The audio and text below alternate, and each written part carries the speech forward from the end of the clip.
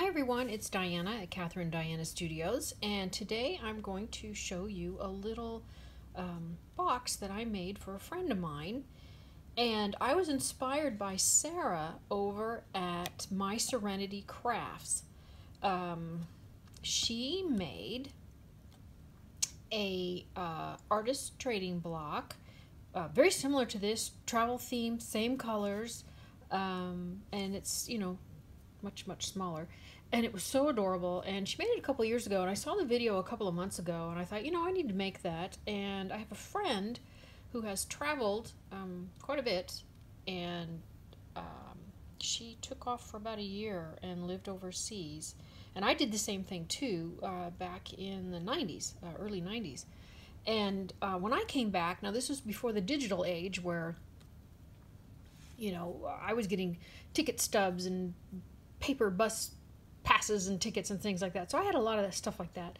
And I took a lot of it and just kind of threw it in a drawer, and I never really saw it. And I thought, she may not have exactly the same things that I picked up, but still matchbooks from pubs and restaurants, and maybe some tickets from events or movies she went to, and exhibits and things like that. So I thought, I think I'll make her one, and then I'm going to make myself one too. So anyway, I was inspired by Sara's piece, and I'm going to put a link to her video below. And I didn't have the exact same inks that she had. I didn't have the exact same stamps that she had, but they were close, and that worked out fine. So, you make do if you don't always have everything. Unless you can, go out and spend all the money that it takes to duplicate everybody's stuff, which is crazy expensive, as we all know as crafters. It's very expensive. If you can do that, great. And if you can't, make do, because it still turns out really cute, and it gives it more of your own personal twist too. So anyway, I was definitely inspired by her color combination, not only because I liked it, but because my friend's living room has a lot of these colors in it. So I'm like, oh, that's perfect. So what she did is, on her block, and she gives a full tutorial on everything, so you can watch hers to see how she did the ink and stuff, but I'll tell you what I did and how I did mine. So anyway, she got the block. I did this same thing. This is just a basic box from Michael's, that flips open. And I sanded it. I gessoed it just like she did. She did a light coat of gesso. I did the same. However, I think next time, instead of using white gesso, I will use clear, just because I do like more of this wood to come through. And the white underneath does influence the colors you're trying to put on. So, if I was putting the ink on just wood or maybe clear, you'd see the red quickly. Whereas it was pink, it stayed pink, and it took a couple of coats to really get the red pigment to start coming up. So anyway, excuse me. So what I did was I just sanded, did the gesso all around a light coat, and started working the ink in. And I did it basically the same way she did. I had a plastic glove. I color my hair, so I have those inexpensive little gloves that you can put on, and a baby wipe. And sometimes I used the glove straight, got the ink and just went on, and sometimes I used the baby wipe. I would put have the baby wipe on my hand and tap the ink and then start smearing it on. So and the baby wipe gives it a little more play, gives it a little more movement, and you can kind of fix little mistakes, and it makes it a little bit easier to blend. So the colors I used, she had all of her inks were StazOn, and she had a beautiful red and a teal and a really bright yellow. It was gorgeous, but I didn't have those. So what I used was Color Box pigment ink and scarlet, and pigment ink is supposed to be permanent. So, and I didn't have teal, but I did have this archival ink in aquamarine, and I thought maybe I could get kind of a teal color if I had a little bit of the darker blue. So I used the Memento Paris Dusk, and it turned out okay. I got kind of a tealy color in there. And then for the yellow, I had the Wild Honey Distress ink. And so what I did is I started blending, and this winter's been really cold, and so I've been working out in my dining room table, and this is a much smaller area than my studio. And one day I didn't have any gloves, because what I did is I had gloves upstairs, in my bathroom where I color my hair, and I had gloves out in my studio, and I didn't want to go out in the studio, and I really didn't want to run up the stairs one more time. So it was cold out in the studio, so what I did is I ran over to my pantry, and I just grabbed a piece of plastic wrap, you know, the cling wrap that we use for food, and I just tore off a little piece and stuck my finger in it and wrapped it up around, and it worked just fine. So if you don't have those little gloves, plastic wrap works great, so in a pinch, so you can do that. So anyway, so use those inks, loaded them up, put them around, and as you can see where you're blending the colors together, you know, the red next to the blue picked up purples and lavenders, and then where the yellow was blending into the blue, it picked up some green. So it turned out really beautiful. It got a little muddy over here, but that's fine because I'm trying to go for distressed, traveled, old world kind of look with a twist of lots of color. So so I didn't mind. And over here picked up some peachy colors and some a little bit orange. This was a little more softer lavender, and it just kind of went into gray a little bit too as the reds and the yellows started coming together. So I picked up a little more orange over here. I thought it was really lovely. So have fun with that. You can play with your colors like you used to, remember, in grade school. And they taught us about primary colors and secondary colors. You can take your inks and just do all kinds of stuff. And if you're working on something like this and you don't have a lot of inks, you only have some basic colors, you know, if you have a color wheel, look at that. If you don't, look online and it'll show you this color mixed with this color makes that color. So you can make your own colors as you go. So you don't have to have a large investment in lots of inks. The only reason I do is because I taught classes at Michael's. I've been doing this a long time, and I do a lot of it. So granted, this is not my forte. This is not my area of expertise, but I have a lot of fun doing these types of projects. I really love them. So anyway, so did the ink and then started stamping all these different stamps. And the stamps were with archival ink, the Ranger Archival ink in jet black. And I heat set everything too, by the way. I heat set the ink on the box once the color was all on, and I heat set the images as well as after I stamp them, just to give them a little extra protection, if you will. So just to make sure they were good and dry and on there. So anyway, so if you saw my, well, let me start at the bottom, I guess. I had this stamp, and I've had it for a long time. And I loved it. I love all travel themed things, partly because I've traveled, you know, I have family and friends that have traveled over the years, and they would, when I was a kid, I remember my uncle traveled a lot, and he would tell me stories of the places he had been, and he inspired me. And I had a second cousin who traveled a lot, and she inspired me too. So I always had that bug, you know, they planted that seed in my mind when I was a kid. And then when I was 29 years old, I took off for a year and had the time of my life. Best thing I ever did. Well, marrying my husband was probably the best thing I ever did, but you know. Anyway, so this stamp is from All Night Media, and I love it. Oh, sorry about that glare. However, it does not look like the sun going across the equator there as the world turns, right? So anyway, loved the stamp. I had never used it, so I inked it up really, really well. Did a test run, and it was beautiful, so I added more ink. Put it on the box, put even pressure everywhere, and the image did not quite pick up here in the center. Now, because I'm going for a distressed look, I don't mind. If you like this color combination, but you're inspired to do something different, not necessarily a distressed look, make note, if you have a big stamp, your image may not come out in the center. So it just depends on what you're making and what look you're going for. So what I think I would recommend, hopefully this will work, is when you're going to stamp this, because it's wood, you don't think it's going to give, but I can tell the difference. It's more sturdy over here than it is here in the center. Put something underneath, a deck of cards, maybe an acrylic block or something, maybe even a stamp. I think this one's too high. That's too high, but you know, a lot of us have lots of different stamps. So have a stamp there and something in the middle, and make sure that stamp isn't too high because it'll make your piece rock here, and you don't want that to happen. Because your stamp could slip. But something to make it a little more stable in the center as you push down your image. So anyway, just a helpful hint. Give that a try. So I did the stamp, heat set it, and then if you saw my haul video from last week from Hobby Lobby, I got a pack of these, 4 of these compass embellishments. I think they're Tim Holtz, and I think I paid $1.75 for them. And then this, I didn't have the needle. I don't have the needles, and I almost used, you know, these here from Michael's Little Bead Landing. Oops, sorry about that. Trying to fight that glare. Little time pieces, clock pieces. You could probably use something like that. You know, you could even draw an arrow if you have a stamp. Where is this here?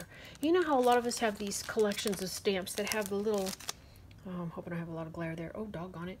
The little hands here. Some are larger, some are smaller. Can you see that in a tiny little hand? The little tiny one used as the needle. That would be adorable. Also, a lot of times we have, like at Michael's, they have these little, oh, wait a minute. No, this is a better example. You could even, oops, I just hit my camera. Did I mess it up? I don't know if I did or didn't. I guess that's about right. You're going to see a little bit of the mess over in the back, but that's okay. These, that would be cute. Just that section there, and fussy cut it, and that could be the needle. You could even cut a tiny piece of cardstock and draw little planes or just little arrows or whatever you want. So, you know, you can come up with all kinds of cute little ideas without having to go out and buy every little thing, you know. But I bought a pack of brads that were on sale, and they had antique buttons look in them and gems, and they had this little Eiffel Tower as well. So I used that as the compass needle. I thought that was really cute. And she spent some time, about 2 or 3 months in Paris. So I thought that's perfect. So that's what I did on that. It moves around a little bit. It doesn't spin all the way. It spins a little bit. So anyway, so I got that. And then, let's see. You know, I'll do the inside. So here's the inside. What the heck?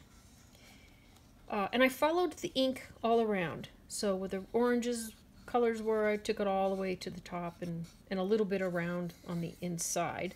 And then I ended up using some blue ink in the corners here, and I didn't quite get the corners very well. So I came through and used Distress Marker Faded Jeans, and I loved it, but it was still a little too bright. So I just grabbed, you know, I have these little inexpensive brushes like this. And you can use, sorry, let me move my chair, reach over there, and my chair's in the way. You can use these with ink, you know, and as long as you wash them out after you use them, they won't stain them. It'll be fine.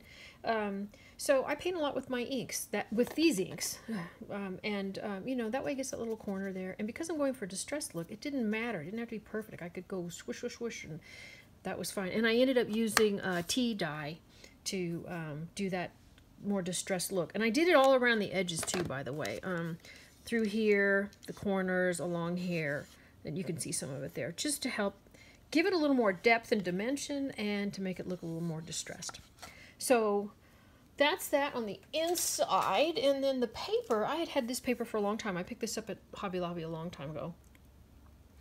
I used this. I just cut some pieces that actually, as you can see, some of the options here. I used this one, and I can't see the other one. Oh, there was my coffee maker. I used this one, this one, and some of this one here, because they all had the same colors on the box. I'm like, perfect. So I just measured and cut to fit, used some Aleene's tacky glue, slapped them in there, made sure they were good, and I did ink the edges, the visual edges. I didn't ink all of them because, you know, no one's going to look on this side. So I inked all the top edges and then just put them inside. So add a little protection. And you could cut out magazine pages if you don't have this paper pad. You can use any other paper pad. You could line it with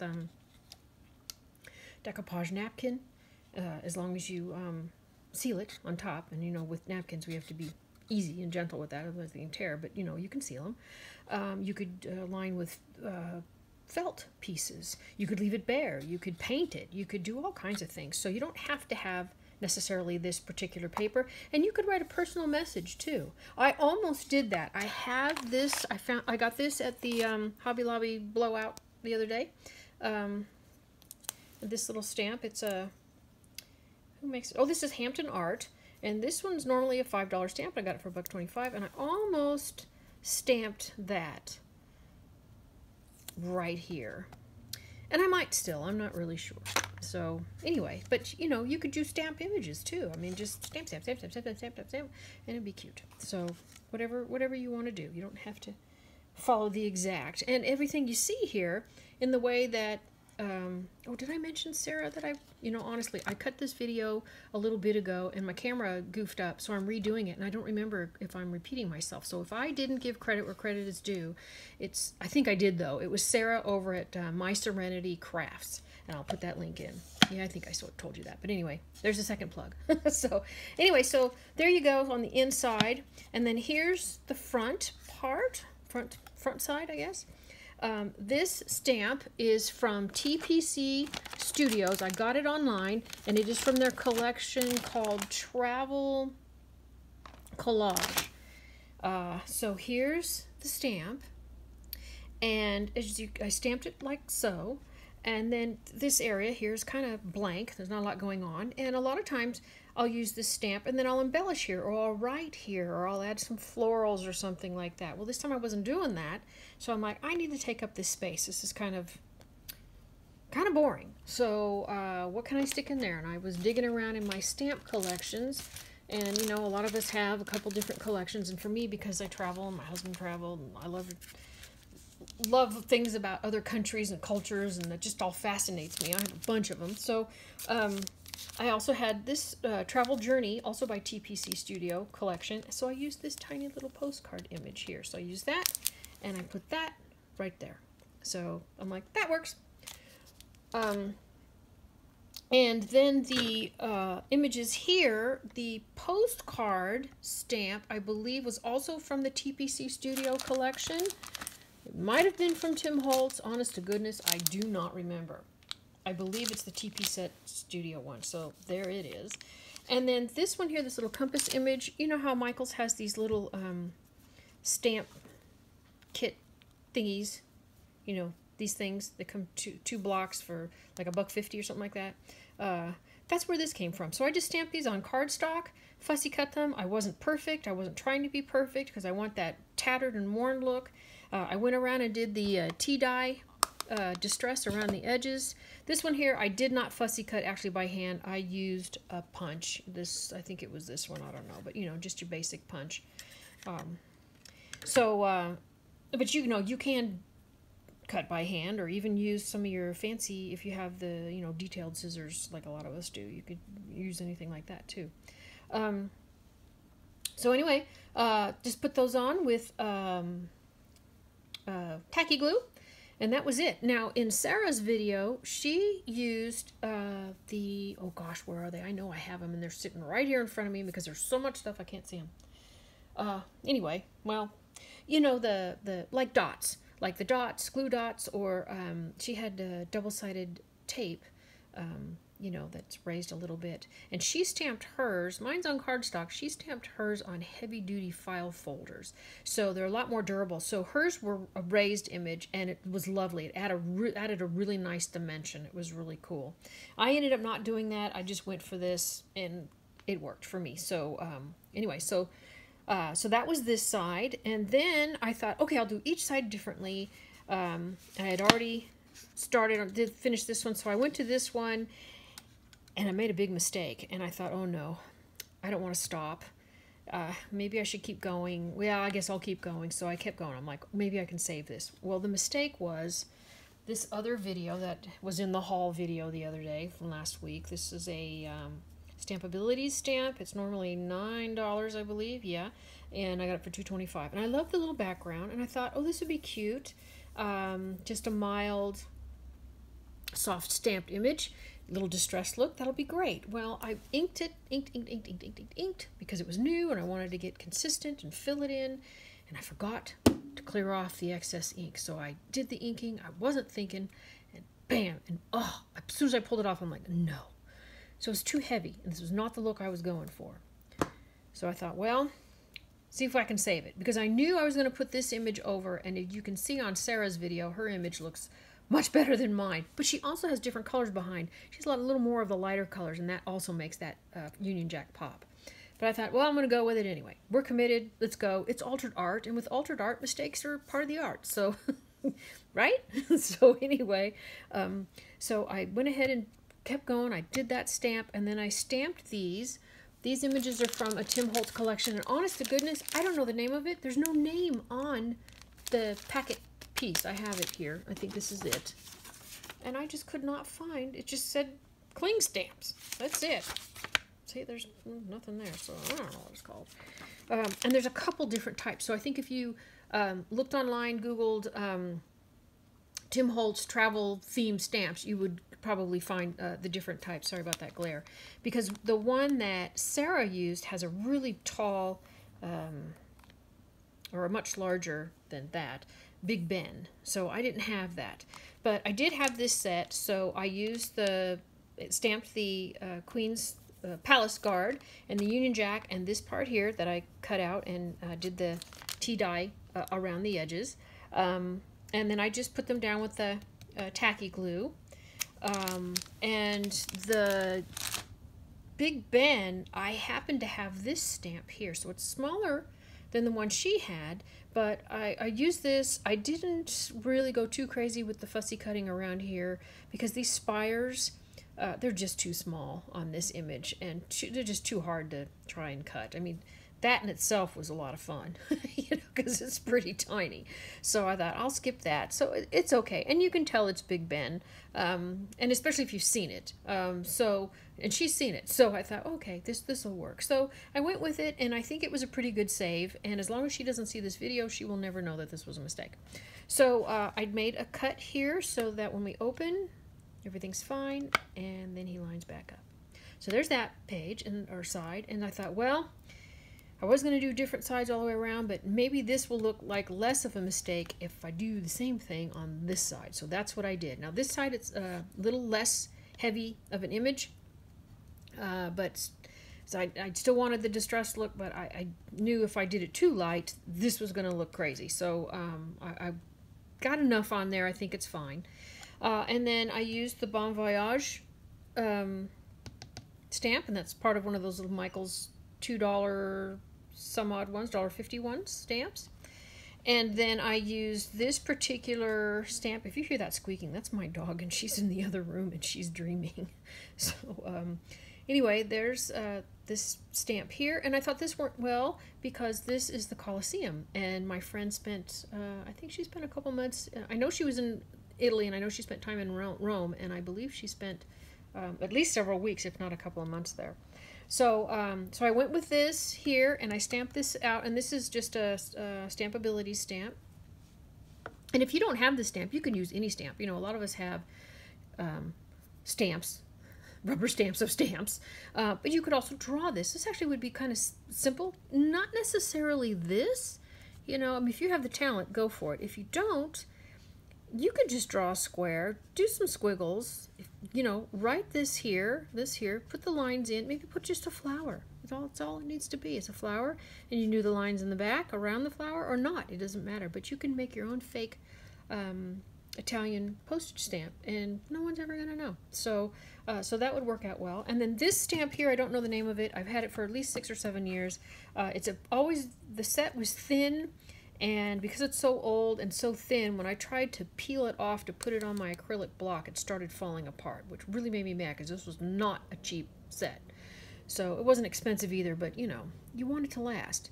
So anyway, and I had never used it before. I'd had it all this time. So what I ended up having to do was just grab a little masking tape, slap it around, put it on my acrylic block, and then used it and stamped it on the cardstock, and then did the distress look. So so there's that there on that side, and then on this side I had 2 stamp kits with travel themes, and I'm glad I had the second one. It helped me save myself. I wanted the distress look. I didn't quite get enough ink on this. Oh my gosh, that glare. Doesn't that make it crazy? You want everybody to have enough light to be able to see. Does that help? Can you see this big stamp across here? That's what I used, and I put it down on this image here. But you can see how, I'll toss that over there. You can see how it's really faded back here, a little too much. So I thought, oh crud, what do I do now? So I happened to have another set that had another stamp, and please ignore the double image there. The stamp isn't quite lined up with the image that they print on the, you know, acetate that it holds on, or plastic, or whatever this is. I think it's acetate. So I ended up inking this one and put that one on top, and that gave me the look I was looking for. So it was a good save, and I was very happy about that. And that's, by the way, a Hero Arts, let me show you that, sorry, Hero Arts stamp set. And that's where the little balloon came from, too. And this was a Tim Holtz set here. So, you know, he's got a couple travel theme related fun things.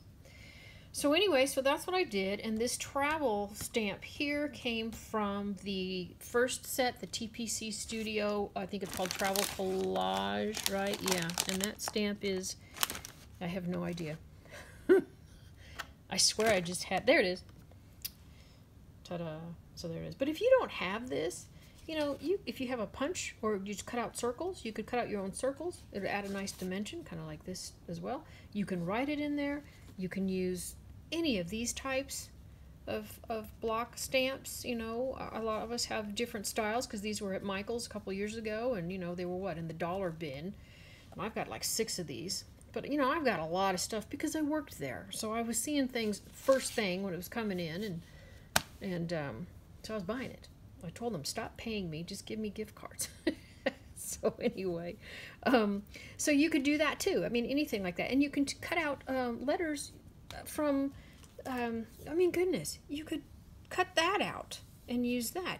You could cut letters from magazines, or from your mail. You know, any mail that comes in, cut out, well, there's an A for travel, and they don't have to be the same. You know, you could mix different fonts and colors, and it would be cute, super cute. So anyway, so there was that with this stamp. Turned out fine. I was happy with it. And then if you don't have these stamps, or this, like from that set, the Hero Arts Clear set, there's something I noticed on here. And even if you don't draw particularly well, you know, what I've found from teaching classes and just drawing all these years and creating all the kids in my life that come and go, and you know, nieces, nephews and stuff, even if you don't think you can't draw, if you can draw a stick figure, you know, you have talent, and you have talent you can build on, because even the greatest artists in the world did not start out fabulous. You know, it took a little bit of work, although there's a few that were just born with an incredible talent. But for the most part, we all were drawing stick figures when we were little kids, you know, and continued on from there. So if you really wanted this image, but you think drawing it is hard, look at it this way. You turn it this way, it looks like a fig. So you can kind of see the shape, and you can maybe just draw like that, and then just do your little lines, fill them in, draw a couple quick lines there, and do a box. And that's it. Color it in, fill it in, cut it out, and you've got yourself your very own handmade little balloon image, you know, inspired by this stamp set that maybe you don't have, or can't find, or can't afford, because we all know we'd be broke if we bought everything we wanted and everything we needed. So you can make do and come up with something like that, or you can use anything else that you have that might be travel related, whether it's from a rubber stamp, or an image you see in a magazine, or anything like that. So it doesn't have to be the exact stuff. I just wanted to copy Sarah's image, her idea, not copy it, but be inspired and stick to that the way she did hers first, before I branched out and got really artsy, because this was safe, a little safer for my friend, whereas my stuff can be embellished, stacked to the moon, you know, lots of color, lots of everything. In my mind, more is more is more, and that makes me happy. So this kind of stuff is safe. It's an easy conversation piece. It won't freak out anybody, and there's a pretty good chance she'll probably like it. I sure hope so. So anyway, so there's that. And then I got lucky on the bottom. I was going through my paper to do the bottoms. At first I thought, oh, I'll just put felt on. And I thought, well, that's boring. And so I was going through some of my paper, and I'm like, what's this? And I'm looking at the images, and that caught my eye, and I'm like, ooh. So I pulled that paper out, cut it to fit, did a little distress around the edges, you know, and cut it to fit. And I thought, this will keep that and that, you know, the heaviness of this from looking like a mistake. So it looks like it was all meant to be. So there it is. And then these are the gears, you know, you pick up at Michael's, the bead landing brand. It's not this size, it's the smaller size that I used. And you know, Joann's and Hobby Lobby sell the gears too. They just have theirs on strings. So, you know, you can do that. A lot of us have the die cuts, or the dies to cut them, so it can be paper. It doesn't have to be metal. You can even fussy cut your own little thing out of paper. It doesn't have to be metal. I just went with it because I had it. And then these here for what I used for feet, and I use wood beads a lot for feet. Where is that little guy? Here we go. And these were from Michael's, and I don't have the little thingy, but it's in the red color, you know, beads. The red tag, color tag. And, you know, it's really soft, so I don't think I really needed the foot protectors on there, the felt foot protectors on, but I put them on anyway just in case, because if this ends up on our coffee table or someplace and someone says, oh, what's this? And they grab it and drag it across. I just wanted to reduce the risk of potential scratching. But, you know, these were made for us to wear, so it's very soft. I don't think it would have ever scratched anything, but I thought just in case, we'll be safe. So I had the little felt pieces, you know, the peel-off ones that you buy the page from, you know, like your home improvement centers. I had those. But if you don't have those and you just have some felt, you can just cut a little circle and just put your own on. So there it is. So the feet were done like so. And like I said, I use wood beads. If this was a round box, maybe like this size, I probably would have used one of the, oh, here's the tag like that. Bead gallery. I probably would have used one of these beads here. And if it was a larger box, round, square, doesn't matter, but something with bigger weight to it, would have used these. And I use these a lot. They work great because feet are expensive, you know, especially the fancy ones with the filigree and all that. And you don't even have to, if you don't have these, if you have like the kitty craft blocks, those work great. You can stack Scrabble tiles, stack, stack, stack, and you've got your feet. You can do all kinds of things using what you have, so you don't have to go broke trying to craft. So anyway, so there it is. I hope my friend likes it, and you know, hopefully she'll never see this video, so she will never know that I made a mistake. And but I had such a fun time, and I loved Sarah's idea. It really inspired me, and all I did was take it from a box or a block to a box for storage, and I thought that was really neat. So I'm going to make one for myself, and when I do, and I'm going to embellish that one a lot. So when I do, I will do another video. So anyway, so there it is. Hope you like it. If you have any questions, post them down in the comments, and there you go. So thank you so much for watching. Have an awesome day, and happy crafting.